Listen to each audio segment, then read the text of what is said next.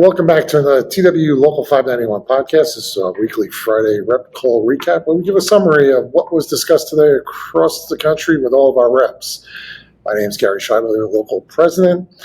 Joining me today is your treasurer, Troy Rhodes, your recording secretary, Johnny Binyard, your executive board member at large, Chris Horvath, and making his podcast debut, your material logistics specialist, executive board member, John Benke.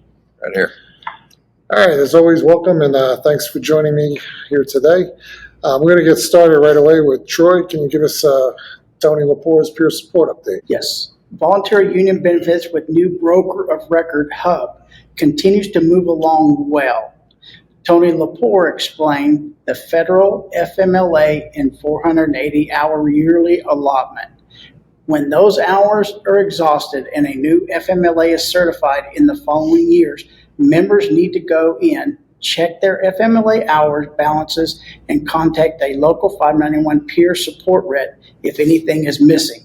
We've gotten reports WorkBrain is lagging in FMLA hours credit, but our local 591 peer support team can call on the company to do an audit. We continue to see reports of members getting cancer diagnosis.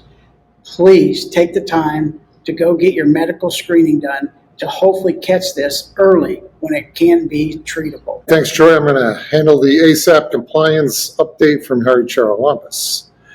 So the FAA is out and about. They are watching us do our work. And as always, they're looking at the simplest and really the lowest hanging fruit out there. So as always, we should be working professionally, accomplish every single one of the steps and every single check. Nothing is too small.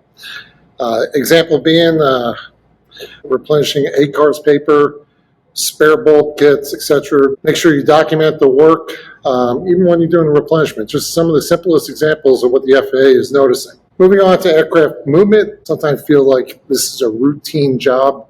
It's not. Take the time to have a meeting before each aircraft movement with those that you're moving the plane with. Talk about what each person is tasked with doing, who's doing what, any concerns, or if there's a need for an extra set of hands and eyes on the task, make sure that you're getting them. Also make sure our wing workers know what they should be doing. Sounds basic, but a reminder for those of us who have been around a while, that a lot of us that were taught the basics early on, they're not teaching the basics like they used to teach anymore. So make sure the wing worker is in the proper area. Make sure that they know what they're looking for. Moving on to stands and vehicles. Any stands or vehicles need to be moved away from the aircraft. This needs to include the spotter doing the spotter's job, not physically assisting with the moving of the equipment too. So that's what a spotter should be doing. Also a reminder to our AMT crew chiefs and really to our AMTs. I brought this up last week. I'm going to do it again about engine oils. That's a two-person assignment. You know, there's the person, they both go out together, one accomplishing, one spotting. So it's a two-person assignment. Don't split the work separately. The spotter is critical to protecting you and your co-worker and making sure that you're remaining compliant. On no checks, this came up today, oil servicing assignments, each oil service check, regardless of whether oil is added or not, needs an OSP entry, OSP code, and a logbook entry every time. No exceptions to that. Airbus oil servicing, we're getting reports of an uptick in Airbus over servicing possibly happening. There are specific steps for minimum run time and to wait after shutdown before checking the quantity, maximum time before a rerun of the APU is required, as well as checking the oil cap seal. I'll pull up the work cards, follow it step by step, check GPM, that's 0307 on the work card policy, make sure that we are working 100% in accordance with. So Chris, can you give Mike Cochran's safety update, Brian's VP update, and obviously your field trip update? Sure. Safety reports. If you have a member of management or someone else that's pressuring you to deviate from the safety process, we need their actual names in those safety reports. We can't help solve the safety problem without names. Injuries. Injuries are on the rise. Please do not take the risk or shortcuts. Being in a hurry too often results in an injury or aircraft damage, and we want you guys to go home safe. With summer here and aircraft are closed up before the flying day, the cabin temps will and can spike. GPM 412.03 for the acceptable cabin temps to keep you safe. Take the time to cool down the cabin before moving the aircraft to the gate. The cabin tip is only for aircraft cabin and flight decks. Unfortunately, it does not cover the Goldhofer cab or any other ground vehicle cab. VP Brian Coyne, he gave a reminder whenever management is asking to speak with you.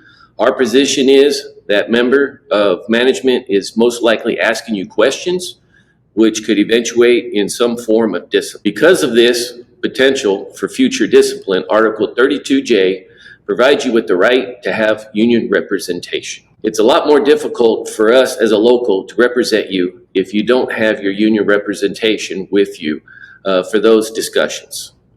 Yes, this includes all attendance discussions, all operational issue questions, flight delay discussions, etc. Field trip update.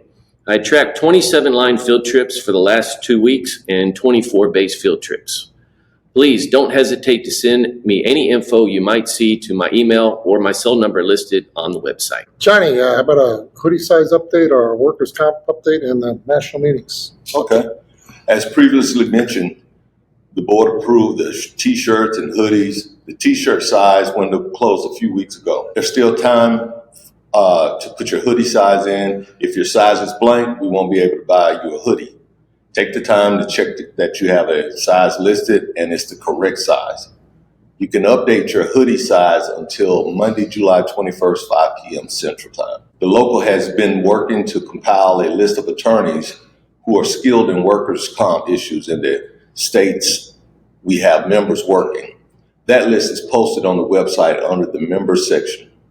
The goal is to make it easier for members when they have a need of an attorney for a workers' comp or a labor issue to have a solid starting point. We as a local cannot obviously endorse any individual attorney or law firm, but we can give you a starting point if you have the need.